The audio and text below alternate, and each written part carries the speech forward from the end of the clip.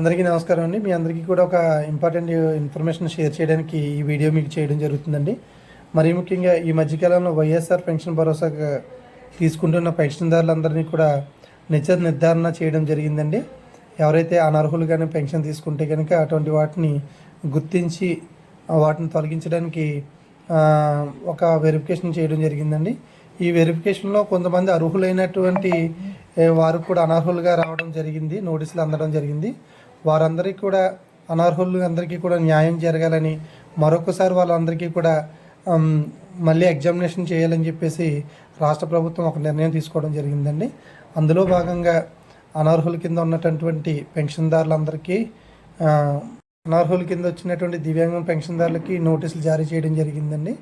ఈ నోటీసులు పొందిన వారు నిజంగా వారు అర్హులైన దివ్యాంగులు అయితే కనుక వాళ్ళు అప్లై చేసుకోవాలని మళ్ళీ అప్పీల్ కోరుతూ ఎంపీడీఓ గారికి అర్జీ ఇవ్వాలి. ఆ అర్జీతో పాటుగా ఆధార్ కార్డు జిరాక్స్, పెన్షన్ రద్దు అయినట్టుగా వచ్చినటువంటి నోటీస్ జిరాక్స్, అలాగే సదరం సర్టిఫికేట్ పాతది, అలాగే సదరం సర్టిఫికేట్ కొత్తది, ఇవన్నీ కూడా అటాచ్ చేసి ఎంపీడీఓ ఆఫీస్లో ఎంపీడీఓ గారికి దరఖాస్తు చేసి ఇవ్వాలండి. ఆ ఎంపీడీఓ గారు ఆ దరఖాస్తును పరిశీలించి ఆయన యొక్క ఆన్లైన్ వెబ్సైట్ నందు ఈ అప్లికేషన్ ఆన్లైన్లో పొందుపరచడం జరుగుతుంది.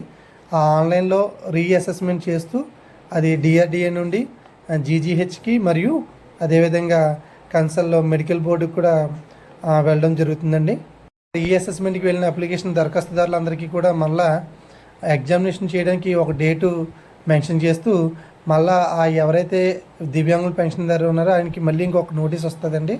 ఆ నోటీస్ తీసుకుని ఏ హాస్పిటల్కి వెళ్ళాలి, ఏ డేట్ని వెళ్ళాలి, ఏ టైంకి వెళ్ళాలన్నది ఆ నోటీస్లో పొందుపరచడం జరుగుతుంది. కాబట్టి ఈ సదవకాశాన్ని అందరూ కూడా వినియోగించుకోండి. రీఅసెస్మెంట్ కోసం దగ్గరలో ఉన్నటువంటి మన ఎంపీడీఓ గారిని సంప్రదించి ఎంపీడీఓ గారికి దరఖాస్తు చేసుకోవాల్సిందిగా కోరుకుంటున్నామండి. రీఅసెస్మెంట్ దరఖాస్తు చేసుకోకుండా మనం ఎక్కడికి తిరిగినా కానీ ఉపయోగం ఉండదండి. ఏ హాస్పిటల్కి వెళ్ళవసరం లేదు.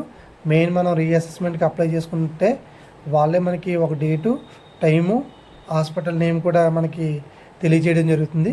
కాబట్టి ఈ విషయాన్ని అందరూ కూడా గమనించాలి. ఈ వీడియో మీకు నచ్చినట్లయితే లైక్ చేయండి, షేర్ చేయండి, సబ్స్క్రైబ్ చేసుకోండి మా ఛానల్. తెలియని వాళ్ళందరికీ కూడా ఈ విషయాన్ని అందరికీ కూడా తెలియచేయండి. Thank you.